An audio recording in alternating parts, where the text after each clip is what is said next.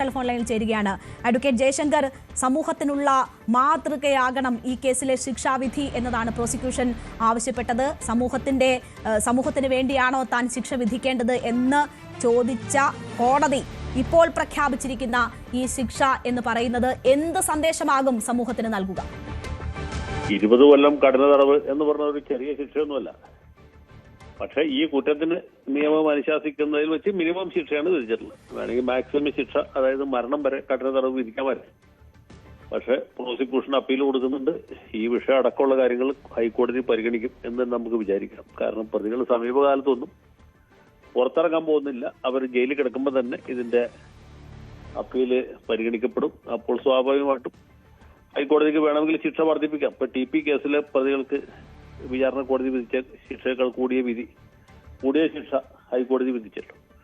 അതുപോലെ സമൂഹത്തിന് ശക്തമായ ഒരു സന്ദേശം നൽകണം എന്ന് ആ സന്ദർഭത്തിൽ ഹൈക്കോടതിയിലെ ജഡ്ജിമാർക്ക് തോന്നുകയാണെങ്കിൽ കൂടിയ ശിക്ഷ വിധിക്കാവുന്നതാണ്. ഇപ്പൊ കോടതി വിധിച്ച ശിക്ഷ കുറഞ്ഞു പോയി എന്നൊരു നമ്മൾ അങ്ങനെ സങ്കടപ്പെടേണ്ടതില്ല.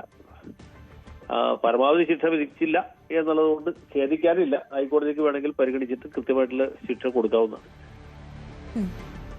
ഇതിൽ എല്ലാ പ്രതികൾക്കും ഒരു ശിക്ഷ എന്നതിൽ ചില സംശയങ്ങൾ ഈ വാദപ്രതിവാദത്തിനിടെ കോടതി ചോദിക്കുന്നുണ്ടായിരുന്നു. നേരിട്ട് ഈ കൃത്യം ചെയ്ത ആൾക്കും ഒപ്പം നിന്നവർക്കുമൊക്കെ ഒരേ ശിക്ഷ വേണമോ എന്നത്. പക്ഷേ ഇപ്പോൾ വിധി വരുമ്പോൾ മിനിമം ശിക്ഷയാണ്, പക്ഷേ എല്ലാവർക്കും ഒരേ രീതിയിൽ എന്ന നിലയിലാണ്. പൾസർ സുനിയെ സംബന്ധിച്ച് ഏറ്റവും ഹീനമായി ഈ കൃത്യത്തിൽ ഇടപെടൽ നടത്തിയത് പൾസർ സുനിയാണ്. അയാൾ 7.5 വർഷം തടവ് അനുഭവിച്ചു കഴിഞ്ഞു. ഈ കേസിൽ ഈ ശിക്ഷാവിധി തന്നെയാണ് തുടരുന്നതെങ്കിൽ മറ്റു പ്രതികളെക്കാൾ മുൻപ് ജയിൽ മോചിതനാകാൻ കഴിയും. വെറും 12.5 വർഷം കൂടി മാത്രം ശിക്ഷ അനുഭവിച്ചാൽ മതി എന്നൊരു സാഹചര്യം വരുന്നു.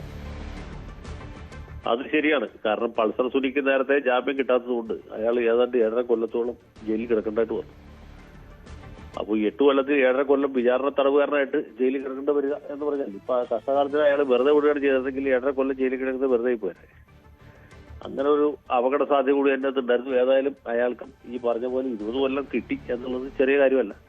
പൾസർ സുനിക്ക് മറ്റു പ്രതികളും തമ്മിലുള്ള കാര്യത്തിൽ ഇതിൽ കുറ്റകൃത്യത്തിൽ വലിയ വ്യത്യാസമില്ല. കാരണം ഈ ക്രിമിനൽ കേസുകളെ സംബന്ധിച്ച് ഗൂഢാലോചന തെളിച്ചു കഴിഞ്ഞാൽ അല്ലെങ്കിൽ ഇവരുടെ പൊതു ഉദ്ദേശം കോമൺ ഇന്റൻഷൻ പ്രൂവ് ചെയ്ത എല്ലാവർക്കും ഒരേ ശിക്ഷ കിട്ടും. ഈ കൊലപാതക കേസുകളിലൊക്കെ നമ്മൾ കാണുന്നില്ലേ, അന്യായമായി സംഘം ചേർന്നു 10-15 പേര് സംഘം ചേർന്ന് ഒരാളെ കൊല്ലും. കൊല ചെയ്യപ്പെട്ട ഒരാളെ ഉള്ളൂ, പക്ഷെ ശിക്ഷ കിട്ടുമ്പോൾ എല്ലാവർക്കും ജീവപര്യന്തം കിട്ടും. കാരണം ഈ പൊതു ഉദ്ദേശത്തോടി അന്യായമായി സംഘം ചേരുക എന്ന് പറയുമ്പോൾ തന്നെ ആ കുറ്റകൃത്യത്തിൽ ഇവർക്ക് എല്ലാവർക്കും ഭാഗവാഹിത്വം വന്നത്, എല്ലാവർക്കും പങ്കാളിത്തമായി. അപ്പൊ ഈ അന്യായമായി സംഘം ചേർന്നതിൽ ഒരു അംഗമായ മാത്രം മതി. പൊതു ഉദ്ദേശം പ്രൂവ് ചെയ്താൽ ഏതാണ് മന്ത്രിസഭയുടെ കൂട്ടുത്തരവാദിത്വം പോലെയുള്ള എല്ലാവർക്കും തുല്യമായിട്ടുള്ള ശിക്ഷ കിട്ടും. അഡ്വക്കേറ്റ് ജയശങ്കർ, ഇവിടെ പ്രോസിക്യൂഷന്റെ വീഴ്ച എന്ന് സംബന്ധിച്ച് ചർച്ചകളുണ്ട്. വലിയ അഭിഭാഷകരെ കൊണ്ടുവന്നില്ല ഈ നടിക്ക് വേണ്ടി എന്ന തരത്തിലൊക്കെ ചർച്ചകളുണ്ട്. അങ്ങനെയുള്ള വീഴ്ചകൾ ഈ കേസിന്റെ നടത്തിപ്പുമായി ബന്ധപ്പെട്ടുണ്ടായിട്ടുണ്ടോ? അങ്ങനെയുള്ള വീഴ്ചകളുടെ കൂടി ആകെ തുകയാണോ ഈ പുറത്തു വന്ന വിധി? താങ്കൾക്ക് എന്താണ് തോന്നുന്നത്? അല്ല, അങ്ങനെ ഒരു വലിയ വീഴ്ച പ്രോസിക്യൂഷന്റെ ഭാഗത്ത് ഉണ്ടായതായിട്ട് ഞാൻ വിചാരിക്കുന്നില്ല.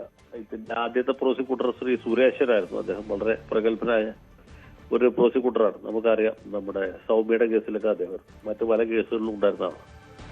പിന്നീട് അദ്ദേഹത്തിന് ശേഷം ശ്രീ അനിൽകുമാർ വന്നു. അദ്ദേഹവും ഈ ജഡ്ജിയുമായിട്ട് പൊരുത്തപ്പെടാൻ കഴിയാതെ പ്രോസിക്യൂട്ടർ സ്ഥാനം ഉപേക്ഷിച്ച് പോവുകയാണ്. അതിനുശേഷമാണ് ശ്രീ അജയകുമാർ വന്നു. അദ്ദേഹം വളരെ സാഹസികമായിട്ടാണ് ഇതിന്റെ പ്രോസിക്യൂഷൻ നടത്തിയത്. കാരണം പ്രതികളുടെ ഭാഗത്തുനിന്ന് പലതരത്തിലുള്ള ഇടങ്കോലുകൾ ഉണ്ടായിരുന്നു. ജഡ്ജിയുടെ ഭാഗത്തുനിന്ന് അത്ര തന്നെ അഭിനന്ദനപരമല്ലാത്ത ചില പ്രവർത്തികളും പരാമർശങ്ങളും ഒക്കെ ഉണ്ടായിരുന്നു. ഒക്കെ കഴിഞ്ഞിട്ടും അദ്ദേഹം ഒറ്റയ്ക്ക് പോരാടി എന്ന് വേണമെങ്കിൽ പറയാം. അപ്പൊ അങ്ങനെ ഒരു സാഹചര്യം അവിടെ ഉണ്ടായിരുന്നു.